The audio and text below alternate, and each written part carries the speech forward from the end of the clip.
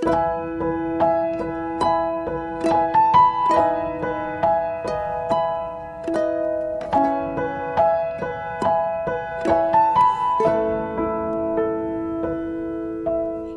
kita berdoa. Bapa di dalam sorga, kami percaya kami semua dilawat oleh hadirat-Mu. Taruh hati kami untuk boleh fokus dengan firman-Mu, agar setiap pemberitaan firman-Mu menjadikan sesuatu yang hidup dari firman yang kekal itu, membuat apa yang mati dalam hati kami, hidup kami, pekerjaan kami, akan menjadi hidup sebab Engkau yang akan menerobos seluruh kehidupan kami. Hamba terbatas tinggal dalam pengurapan-Mu yang tidak terbatas. Singkapkan banyak hal yang dahsyat supaya kami boleh diberkati. Kami percaya Tuhan, sejauh mana orang-orang yang akan mendengarkan firman ini, mereka akan dilawati oleh kebenaran firman-Mu. Dalam nama Tuhan Yesus, yang siap sama-sama kita katakan, amin. Puji Tuhan. Shalom semuanya, selamat malam. Terima kasih buat kesempatan yang ada. Ini kali pertama melalui Zoom saya boleh memberkati Bapak, Ibu-ibu yang ada di tempat ini. Dan tentunya saya percaya firman Tuhan selalu baru, selalu hidup, dan selalu berkuasa.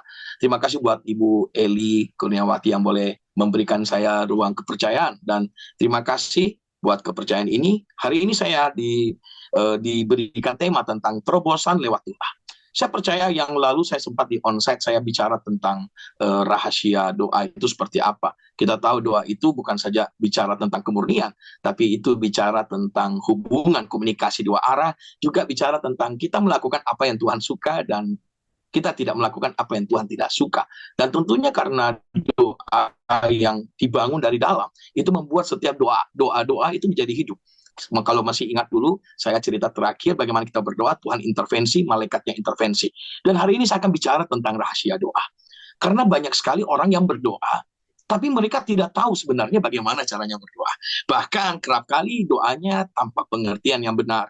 Sehingga kerap kali doa kita gagal, kita tidak mengalami terobosan dalam doa kita. Mari kita langsung saja, tidak berlama-lama, di dalam kitab Roma 10, kitab Roma 10 ayat yang pertama dan ayat yang kedua.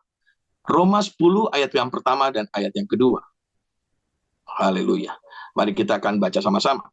Saudara-saudara, keinginan hatiku dan doaku kepada Tuhan ialah supaya mereka diselamatkan. Paulus bilang, doa saya supaya kita semua boleh diselamatkan.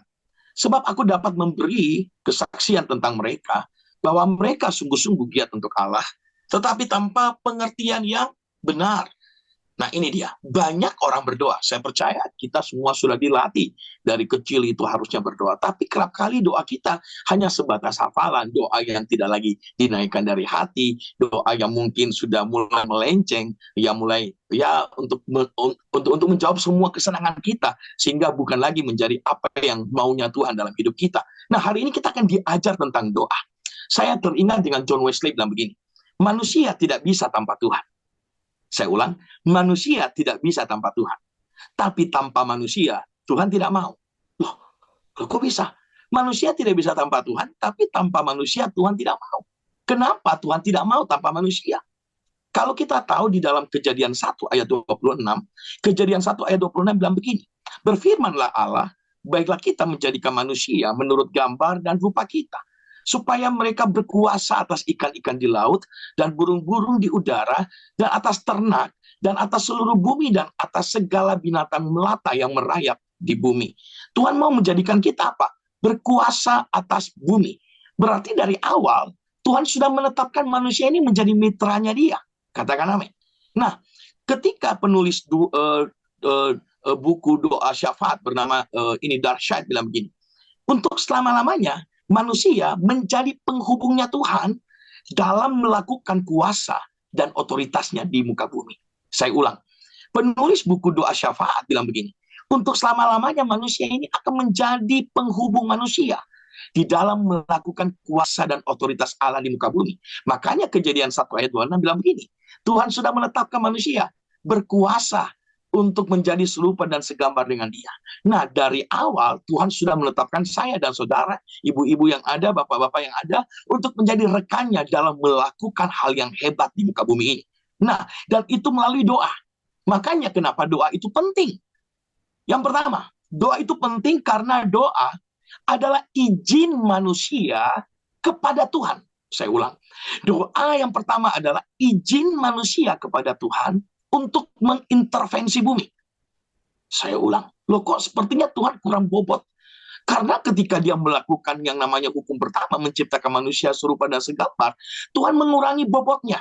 Di dalam Mazmur 115 ayat 16 bilang begini. Langit itu langit kepunyaan Tuhan. Dan bumi itu telah diberikannya kepada anak-anak manusia. Tuhan itu menurunkan sedikit standarnya supaya bumi ini boleh dikelola, bumi ini boleh kelola oleh saudara dan saya. Nah, makanya doa itu adalah izin manusia kepada Tuhan untuk mengintervensi bumi. Kalau Tuhan sudah menetapkan kita menjadi serupa dan segambar untuk memerintah atas bumi, Tuhan tidak bisa melanggar hukum ini. Makanya ketika Adam dan Hawa jatuh, dia membuat yang namanya perdamaian melalui anak manusia, yaitu Yesus. Karena dia tahu, manusialah yang menjadi penguasa atas bumi. Nah, kenapa doa itu penting? Karena doa adalah engkau memberi izin kepada Tuhan untuk mengintervensi seluruh hidupmu. Saya ulang. Izinmu membuat intervensi Tuhan jadi dahsyat dalam hidupmu. Sekalipun Tuhan sebenarnya bisa tanpa kita. Tapi dia tidak mau tanpa kita. Tadi John Wesley bilang, kenapa? Karena ini hukumnya, legalitasnya. Tuhan tidak bisa tanpa kita. Sekali bisa tanpa kita. Nah, saya kasih contoh. Berapa kali manusia pernah lihat kalau lihat kayak gulat wrestling tim 2 lawan 2. 2 lawan 2 kalau ada satu tim sudah berkelahi di dalamnya, maka ketika satu tim sudah mulai lemah dan mulai kalah, dia harus melakukan tap. Tap itu berarti dia memberikan temannya untuk menolong dia. Karena kalau tidak ada tap, maka orang di dalam ring itu akan mati. Nah, makanya seperti pula itu Tuhan. Kita kerap kali terlalu merasa kuat dengan hidup kita. Kita merasa kita mampu kita mampu mengalahkan keadaan. Kita merasa kita bisa untuk yang namanya kita menghadapi keadaan. Kita merasa bahwa pertolongan manusia cukup sehingga kita tidak lagi mau belajar untuk mengandalkan Tuhan. Kita merasa bahwa kita mampu mengatasi setiap badai yang akan datang. Tapi saya mau bilang, ketika engkau melakukan hal-hal seperti itu, maka engkau akan ada dalam batas yang namanya limit. Engkau akan menjadi capek. Dan orang-orang kalau mulai capek, maka terjadi yang namanya kemunduran rohani. Iman mereka mulai pelan-pelan mati. Tanpa sadar api mereka sudah mulai padam. Makanya perjalanan kekristenan itu biasa seperti roller coaster. Nanti dia bisa naik, nanti dia bisa turun. Nanti dia bisa naik, nanti dia bisa turun. Kenapa? Karena engkau tidak memberikan Tuhan izin sungguh-sungguh untuk mengintervensi hidupmu. Nah, makanya ketika kita mulai lelah, wrestling itu dia harus tap. Supaya apa? Tuhan yang mengintervensi seluruh hidupnya. Makanya doa menjadi penting. Kalau engkau tidak memberi Tuhan untuk mengintervensi seluruh hidupmu, maka keberadaan hidup kita akan menjadi berat. Berapa banyak orang yang menghadapi utang piutang dengan berat. Berapa banyak orang yang menghadapi masalah keluarga mereka menghadapinya dengan begitu berat. Karena jangan-jangan hari ini engkau tidak memberi izin Tuhan mengintervensi hidupmu. Karena engkau berasa engkau mampu untuk mengambil alih. Engkau merasa engkau mampu untuk melakukan segala hal. Dan namun engkau salah. Tanpa Tuhan engkau tidak bisa apa-apa. Makanya pada hari ini belajar untuk apa? Memberi izin Tuhan untuk mengintervensi hidupmu. Coba buka dalam kitab Yohanes 10, kitab Yohanes 10 ayat 1 dan 2. Saya bacakan. Gembala yang baik. Aku berkata kepadamu, sesungguhnya siapa yang masuk dalam kandang domba dengan tidak melalui pintu, tetapi dengan memanjat tembok, ia adalah seorang pencuri dan seorang perampok. Tetapi siapa yang masuk melalui pintu, ia adalah gembala domba. Pintu ini bicara izin. Wahyu 3 ayat 20 bilang begini. Wahyu 3 ayat 20, lihat aku berdiri di muka pintu dan mengetok. Tuhan ini mengetok pintu kita. Jikalau ada orang yang mendengar suaraku dan membukakan pintu, aku akan masuk mendapatkannya. Dan aku akan makan bersama-sama dengan dia, dan ia bersama-sama dengan aku. Berapa banyak pada hari-hari ini orang mengunci pintu hatinya untuk Tuhan masuk. Karena mungkin hari ini lebih banyak kekecewaannya. Mungkin hari ini lebih banyak penderitaannya. Mungkin hari ini bebannya sudah begitu berat dan dia merasa engkau tidak mampu lagi. Makanya engkau menutup pintu. Bahkan engkau berdoa berkali-kali sepertinya Tuhan tidak jawab. Maka dari sana terjadi yang namanya kemerosotan rohani. Berapa banyak orang mengalami seperti itu. Tapi saya berdoa hari ini. Coba izinkan Tuhan buka pintu hatimu untuk biarkan Tuhan mencoba intervensi seluruh hidupmu. Maka percaya, ketika Tuhan mengintervensi hidupmu, maka dia akan melakukan kedahsyatan yang luar biasa di dalam hidupmu. Ada seorang anak yang bernama Hattie Mae Wyatt. Hattie Mae Wyatt ini ada di Philadelphia dan ini beliau sudah meninggal. Dulu beliau hanya seorang anak kecil, dan tetapi karena suatu hari dia dibawa pergi ke gereja dan dia masuk ke tempat sekolah minggu. Karena ruangan sekolah minggu itu sudah begitu sempit, dia merasa bahwa dia sudah tidak dipedulikan dan dia diabaikan. Dan tanpa sadar, dia menuju ke tempat gereja untuk orang-orang dewasa. Dan pastor di sana, gembala di sana melihat Hattie kok begitu sedih. Dan Hattie perlahan-lahan dia berjalan. Dan dia cerita, pastor itu bertanya, kenapa Hattie? Di sana tempat begitu penuh, sepertinya saya sudah tidak lagi mau dianggap. Dan akhirnya karena pastor itu melihat Hattie begitu ingin mengikuti sekolah minggu, dan dia tahu bahwa tempat itu penuh, maka gembala itu membawa dia menggendongnya dan membawa ke sekolah minggu. Karena seorang gembala, maka guru sekolah minggu tidak bisa menolak itu. Dan akhirnya Hattie diberi ruang untuk boleh mengikuti sekolah minggu. Dan akhirnya dari sana Hattie mulai jatuh cinta dengan sekolah minggu. Nah, suatu hari dia pulang dari gereja, dan di dekat rumahnya dia adalah tempat yang sangat Texas, tempat yang begitu banyak bandar narkoba dan banyak kejahatan yang terjadi. Ketika Hattie sedang pulang dan terjadi namanya tembak-menembak, dan akhirnya ada satu tembakan yang terlepas, dan tanpa sadar peluru itu mengenai Hattie Mae Wyatt, dan Hattie Mae Wyatt akhirnya meninggal di tempat kejadian. Singkat cerita, Hattie dibawa pulang ke rumahnya dia, dan akhirnya keluarganya membongkar kamarnya, dan akhirnya dia menemukan sebuah amplop yang berisi uang 57 sen.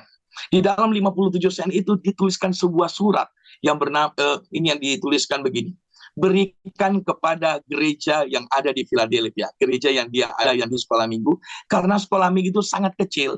Hattie berdoa kepada Tuhan setiap hari, Tuhan berikan aku berkat supaya aku boleh menabung untuk membangun ruang sekolah minggu, supaya gereja di tempat sekolah minggu bisa menjadi besar dan tidak lagi cuek kepada anak-anak yang seperti saya. Karena cerita ini begitu hebatnya dan tersebar, gembala ini mendapatkan surat itu. Dan akhirnya dia bercerita di dalam gerejanya bahwa seorang yang bernama Hattie memberikan 57 sen, dan itu dengan sebuah nyawa. Dan akhirnya tanpa sadar seluruh jemaat akhirnya mengumpulkan uang, dan karena mengumpulkan uang terjadilah mereka bisa mau membeli sebidang tanah yang sangat besar. Tetapi waktu itu yang terkumpul sekitar 200.000 US dollar itu hanya bisa membeli tanah, tapi tidak bisa untuk membangun gereja itu. Tetapi karena berita ini begitu tersebar hebat, ada seorang konglomerat yang ada di Philadelphia itu, dan dia menelpon gembala itu dan bilang, apakah kalian sedang membutuhkan tanah? Gembala itu bilang, iya, kami sedang membutuhkan tanah. Apakah kalian mau untuk mendapatkan tanah di jantung kota Philadelphia? Mereka bilang, berapakah harganya? Karena uang yang kami kumpulkan hanya 200.000 dolar saja. Kami mungkin bisa membeli tanah itu, tetapi kami tidak bisa membangunnya. Tiba-tiba konglomerat itu bilang, baik, saya jual dengan harga 57 sen saja.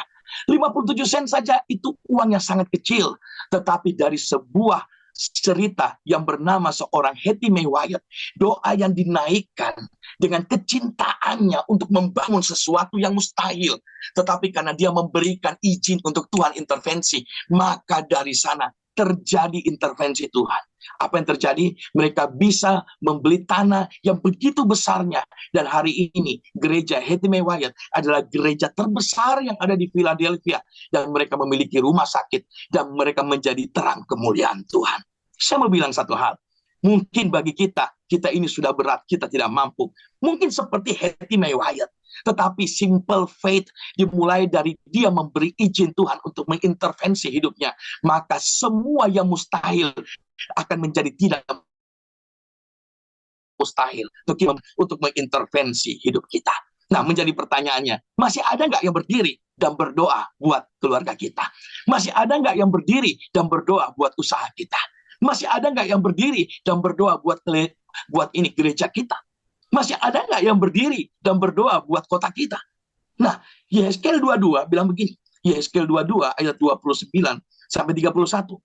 Penduduk negeri melakukan pemerasan dan perampasan, menindas orang sengsara dan miskin, dan mereka melakukan pemerasan terhadap orang asing, bertentangan dengan hukum. Ayat 30 ini luar biasa. Aku mencari di tengah-tengah mereka seorang yang hendak mendirikan tembok atau yang mempertahankan negeri itu di hadapanku, supaya jangan kumusnahkan. Tetapi Tuhan bilang apa? Tetapi aku tidak menemuinya. Maka aku mencurahkan geramku atas mereka dan membinasakan mereka dengan api kemurkaanku. Kelakuan mereka kutimpakan atas kepala mereka. Demikianlah firman Tuhan Allah. Saya mau bilang begini, pertanyaannya, masih ada nggak yang berdiri dan berdoa buat keluargamu, buat usahamu, buat kotamu, buat gerejamu? Kalau tidak ada, hari ini belajar untuk berdiri. Kenapa? Karena firman Tuhan bilang apa? Tuhan akan mengintervensi ketika engkau memberi izin untuk Tuhan masuk dan mengambil alih seluruh hidupmu.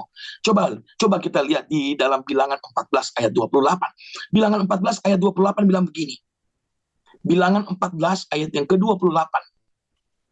Saya bacakan. Katakanlah kepada mereka, demi aku yang hidup, demikianlah firman Tuhan, bahwasanya seperti yang kamu katakan di hadapanku, demikianlah akan kulakukan kepadamu. Mulutmu berkuasa. Kenapa? Karena Tuhan mengintervensi hidupmu. Bayangkan, kita yang mungkin biasa, kita yang mungkin tidak punya apa-apa, mungkin kita tidak punya skill, tapi kalau Tuhan yang intervensi, maka skillmu menjadi unlimited. Mungkin engkau tidak mampu apa-apa, mungkin engkau tidak pandai bicara, tetapi engkau memberikan roh Tuhan untuk mengintervensi hidupmu, maka engkau akan diberi hikmat untuk berkata-kata. Maka hidupmu bukan lagi bicara tentang engkau, tapi bicara tentang Tuhan yang mengambil alih dan mengendalikan penuh hidupmu. Maka di sana akan terjadi kuasa yang maha dahsyat. Makanya ketika engkau berdoa, kata firman Tuhan, apa yang engkau katakan di hadapanku, aku akan melakukannya untukmu. Makanya doa mungkin tidak cukup penting bagimu, tapi doa itu penting bagi Tuhan untuk intervensi hidupmu. Amin. Doa penting bagi Tuhan untuk Tuhan intervensi hidupmu. Dulu saya pernah terjebak dengan utang piutang. Keluarga kami terjebak dengan utang piutang. Dan jujur, jumlah utang piutang kami cukup besar pada waktu itu, sekitar 7 miliar. Dan ini adalah satu masalah yang besar. Karena jiwa kami dihancurkan, kami harus stres tiap hari menghadapi yang namanya ketakutan. Kami dipaksa untuk tidak memiliki lagi yang namanya iman. Karena jujur yang baru percaya Yesus cuma saya. Keluarga saya dari Buddha dan namanya Konghucu, mereka tidak percaya dengan namanya Kristus Yesus. Tetapi hanya saya yang menjadi seorang hamba Tuhan. Dan saya berdiri buat keluarga saya. Karena firman Tuhan bilang, adakah yang mau membangun tembok itu? Dan saya, Tuhan, saya mau berdiri. Jujur, utang 7 miliar sepertinya sulit untuk memang mau dilunaskan. Dan toko yang ada semuanya tidak mungkin karena pemasukan toko kelontong pada waktu itu seperti Indomaret, Alfamart, hanya pemasukan 1 juta rupiah saja per hari. Jadi bayangkan untuk membayar bunga bank saja, itu sudah mustahil. Tetapi yang anehnya, setiap hari saya telepon kakak saya. Kami membangun mesbah, kami membangun tembok. Sekalipun dia adalah seorang Konghucu, dia seorang Buddha yang belum percaya. Tetapi saya memaksa untuk membangun tembok. Kenapa? Karena saya mau memberi Tuhan izin ruang intervensi hidup saya. Dan apa yang terjadi? 5 tahun. 5 tahun itu lama. Saya percaya kita mau Tuhan jawab kita instan. Tapi percayalah, kadang Tuhan jawab kita tidak langsung instan. Tapi percaya, dia tidak akan terlambat untuk menjawab Anda.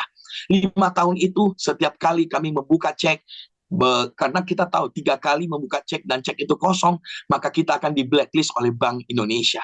Tetapi apa yang terjadi? Selama 5 tahun, Tuhan selalu memberi pertolongan tepat pada waktunya. Ketika uang di bank tidak ada, tiba-tiba ada yang memberi kami pinjaman, ada yang menolong kami, sehingga tanpa sadar ekonomi yang begitu sulit, sepertinya tidak ada jalan. Tetapi saya percaya kalau Tuhan yang intervensi, sepertinya selalu ada jalan. Nah, ini dia kabar baiknya. Hari ini kita ada di titik yang paling rendah, tapi biarkan Tuhan intervensi. Dia yang dari tempat maha tinggi mengintervensi Anda, maka dia akan membawa Anda ke tempat yang tinggi.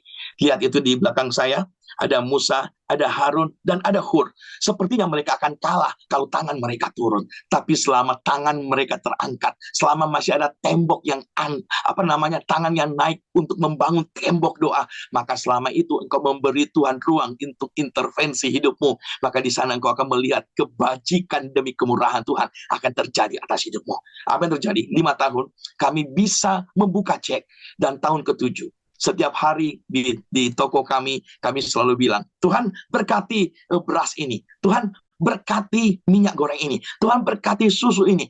Saya bicara dengan barang-barang yang ada di toko. Orang-orang bilang, Rex kamu gila. Saya bilang gak apa-apa, sebab saya tahu apa yang mati kalau tangan hamba-hamba Tuhan, tangan anak-anak Tuhan yang memegang itu, dan disertai dengan doa yang penuh dengan percaya, maka di sana pasti terjadi mujizat.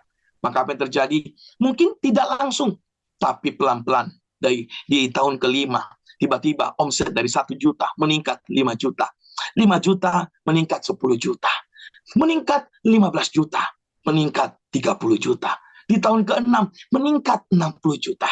Meningkat 70 juta. Di tahun ke-7, tahun sempurna, meningkat 100 juta, meningkat 150 juta.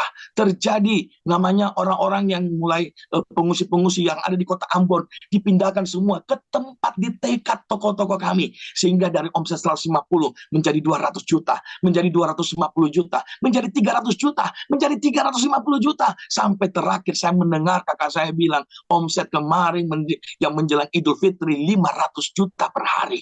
Bagi orang 500 juta per hari itu mustahil, karena dari 1 juta saja itu omset pemasukan. Tapi saya mau bilang, di mana ruang engkau memberi izin Tuhan intervensi Anda, maka ruang itu Tuhan akan pakai untuk mempermuliakan namanya Dia. Dan hari ini, adakah orang-orang di PD Victoria yang memberi Tuhan izin untuk mengintervensi hidupmu? Saya berdoa, engkau adalah orang-orang yang memberi Tuhan ruang yang seluas-luasnya, sebebas-bebasnya untuk intervensi seluruh hidupmu. Amin. Nah, sebab itu percayalah, ketika engkau menaikkan dengan sungguh-sungguh, karena Dia berdiam di dalam Anda, karena di dalam surat Korintus mengatakan, the Holy Spirit dwell permanent in you. Dia berdiam secara tetap di dalam Anda. Berarti Tuhan itu diam dalam Anda. Nah, pertanyaannya, kalau Dia diam di dalam Anda, maka seharusnya perkataanmu, pikiranmu itu penuh dengan kuasa firman Allah yang hidup. Maka dari itu, perkatakan mulai hari ini, bisnisku lancar. Perkatakan, usahaku ini lancar, barangku laku. Perkatakan, Tuhan akan mengirimkan koneksi ilahi. Tuhan akan mengirimkan mitra, partner bisnis yang tepat. Tuhan akan memberi saya hikmat untuk bagaimana membuka di dalam usaha saya. Maka percaya, usahamu apapun itu, Tuhan akan bisa bawa sampai ke puncak jikalau engkau memberi Tuhan ruang untuk mengintervensi hidupmu. Amin. Saya berdoa, PD Victory adalah orang-orang yang memberi ruang Tuhan untuk intervensi hidupnya. Makanya ketika engkau memberi izin, maka kedua, engkau harus berdiri dan berdoa buat keluargamu, buat usahamu, buat pelayananmu. Dan yang ketiga, doa itu menjadi penting. Kenapa? Karena dia harus dinaikkan dengan sungguh-sungguh percaya, bukan dengan ketakutan. Coba kita buka Yakobus 5 ayat yang ke-15. Yakobus 5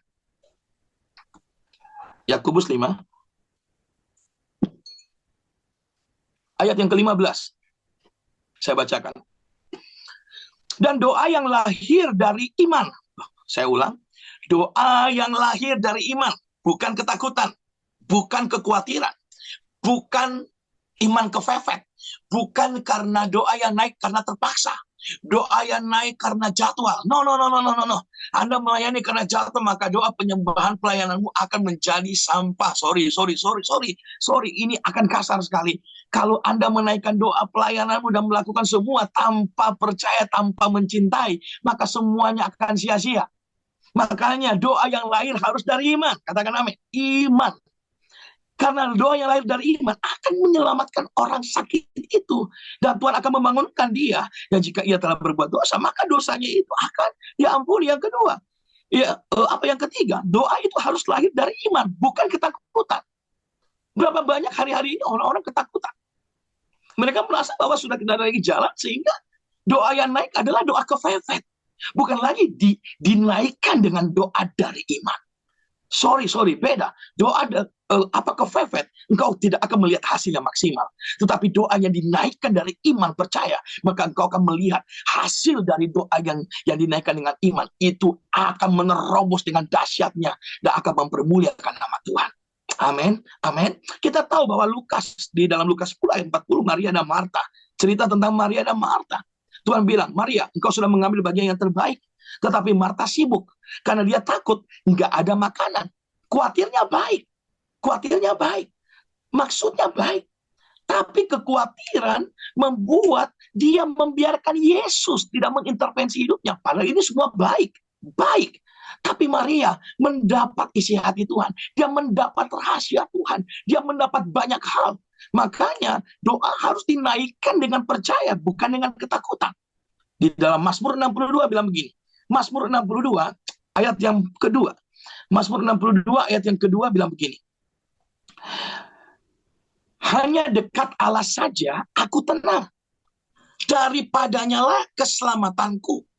Hanya dialah gunung batuku dan keselamatanku, kota bentengku, aku tidak akan goyah. Hanya dekat Allah saja aku tenang.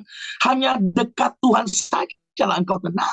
Makanya kalau Tuhan berdiam di dalammu, harusnya doa yang dinaikkan bukan lagi khawatir, bukan karena ketakutan, bukan karena kefepet. Doa itu harus dinaikkan karena Anda percaya Tuhan mampu membuat suatu perbedaan. Katakan amin. Makanya kita bukan Kristen suasana. Karena suasana baru kita menyembah dan berdoa. Tidak. Lihat Paulus dan Silas. Ketika dia ada di dalam penjara, di dalam penjara Filipi. Kepala penjara Filipi memasukkan mereka. Dan ketika orang di dalam penjara harusnya ketakutan. Tetapi lihat, keadaan tidak bisa memprovokasi iman mereka dan ketaatan mereka kepada Tuhan. Sehingga keadaan tidak bisa menghancurkan iman mereka. Orang kalau dibangun, memberi ruang Tuhan intervensi, maka orang itu unshakable. Dia tidak akan tergoncangkan. Katakan amin.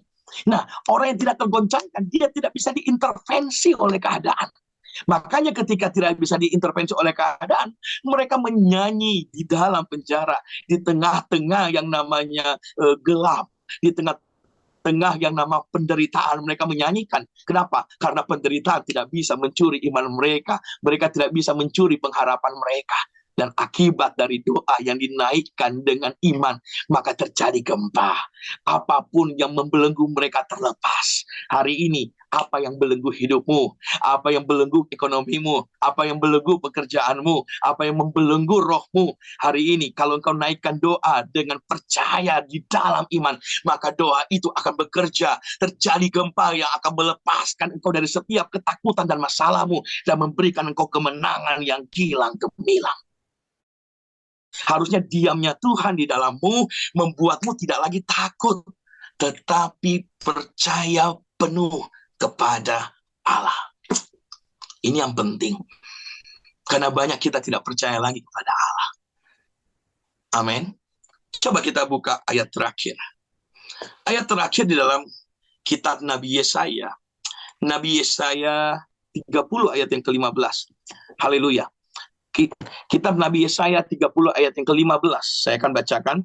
Sebab beginilah firman Tuhan Allah, yang Maha Kudus, Allah Israel. Dengan bertobat dan tinggal diam, kamu akan diselamatkan. Dalam tinggal tenang dan percaya terletak kekuatanmu. Tetapi kamu enggan. Doa yang dinaikkan harus dari hati yang percaya. Saya pernah sharing tentang tumor istri saya. Tumor yang sungguh besar, 6 cm di batang otak istri saya, yang mengakibatkan istri saya tuli sebelah kiri, mata hampir buta. Dan jujur, dia hampir menggoncangkan iman saya. Karena semakin hari semakin besar, dan dokter bilang, kalau bukan dia cacat, dia akan mati. Karena cuma itu saja. Karena ini di batang otak, di tempat di mana seluruh saraf bernaung. Dan ajaibnya, dokter di Penang, pada waktu itu kami di dokter RSPAD pada waktu itu, karena kami sedang mau DSA di dokter Terawan. Tiba-tiba karena di scan, tiba-tiba ketahuan istri saya punya tumor, dan akibatnya karena ketahuan tumor dia nggak bisa DSA. Dokter bilang harus dioperasi, dan akhirnya karena singkat cerita saya berdoa, saya dapat dari Tuhan untuk pergi ke Penang. Dan akibatnya kami pergi ke Penang, Tuhan bilang, dokter bilang, siapkan biaya sekitar 300 juta. Jujur, saya nggak punya uang. Saya hanya memiliki uang pada waktu itu hanya 2 juta saja. Tetapi karena saya melihat istri saya sudah mulai kesakitan dan mulai tidak punya lagi harapan sepertinya, akhirnya saya bilang sama istri saya, sayang kita berangkat ke Penang. Istri saya bilang, ada uang. Saya bilang, ada. Dalam nama Yesus, padahal itu tidak ada uangnya. Saya beli tiket pay later pada waktu itu, kami berangkat tanggal 3 Januari 2023. Masih di tahun ini, masih fresh-freshnya. Dan tanggal 4 kami harus deposit uang 300 juta. Tapi apa yang terjadi? Saya punya uang cuma 2 juta saja, dan tiba-tiba kami mendapat mujizat. Mujizat itu hanya 2 orang. Ada 2 orang kasih 20 juta dan 1 orang 50 juta. Kami masih kurang sekitar 300 juta karena 350 jutaan pada waktu itu yang harus dideposit. Saya lupa. Tiba-tiba karena saya coba gesek kartu saya, kartu kredit tidak bisa, ditolak. Kartu debit ditolak. Apalagi BPJS dan PB kita pasti tolak semua. Karena ditolak, saya sudah tidak punya uang dan hampir malu, dan memang sudah malu. Akhirnya saya bilang sama suster, suster wait. Saya pergi ke ruang di belakang, saya berdoa. Saya nyanyikan satu lagu bilang, aku punya Tuhan yang besar, yang telah berjanji. Saya nyanyi 5 menit, saya kembali. Suster, coba pakai kartu kredit ini. Masih ditolak, puji Tuhan. Saya kembali lagi, saya menyanyi lagi. Aku punya, sampai suster heran. Ini punya uang gak sih sebenarnya? Tapi satu hal begini, saya percaya, saya pada waktu itu memang saya tidak punya uang. Tapi saya begitu yakin dengan iman saya bahwa Tuhan pasti mengintervensi. Karena saya percaya Tuhan yang suruh datang ke Penang, Tuhan yang akan menyediakannya. Nah, pada waktu itu tiba-tiba saya coba lagi. Dan tiba-tiba berhasil. Saya menangis. Kenapa? Apa yang terjadi? Ada SMS masuk dari teman saya. Tuhan gerakan saya, Pastor Rex, untuk memberikan kamu 300 juta. Keluarga belum tentu memberi uang 300 juta. Tetapi, kalau engkau memberi Tuhan ruang intervensi, Tuhan bisa mengintervensi siapapun untuk memberi pertolongan kepada Anda. Dan tiba-tiba terjadilah, istri saya masuk ruang operasi, dan operasi 15 jam. Dan di sana Tuhan buat mujizat. Ruang doa yang dipenuhi oleh orang-orang Buddha Muslim, kami sulap jadi ruang doa pasien keluarga mereka, dan mereka dilawat oleh Roh Kudus, dipenuhkan di tempat itu. Pada waktu itu saya percaya mungkin istri sakit adalah alasan Tuhan untuk mempermuliakan, untuk boleh menjadi sarana mendoakan mereka yang sedang mau percaya Tuhan. Dan di tempat itu mereka percaya Tuhan akhirnya. Dan singkat percaya ini terjadi, saya bisa masuk untuk istri saya bisa masuk untuk operasi. Yang kedua, pasien-pasien boleh mengalami yang namanya mujizat, tidak ada yang mati pada waktu itu. Dan yang ketiga, istri saya operasi 15 jam dan tidak ada saraf yang rusak. Dokter sampai kaget. Dokter bilang ini harus cacat atau mati. Cuma 2 pilihan, cacat atau mati. Waktu dokter keluar, waktu di jam 12, waktu habis 12 jam itu operasi, dokternya keluar. Karena dokter bilang sangat-sangat sulit. Saya bilang sama dokter, saya cabut perkataan dokter. Ingat baik-baik. Apa yang kau katakan di hadapanku, aku akan melakukannya. Saya bilang, saya cabut perkataan dokter. Saya percaya istri saya sehat, sembuh, dan akan mengalami pemulihan dan kemuliaan Allah. Dan terjadi kesembuhan.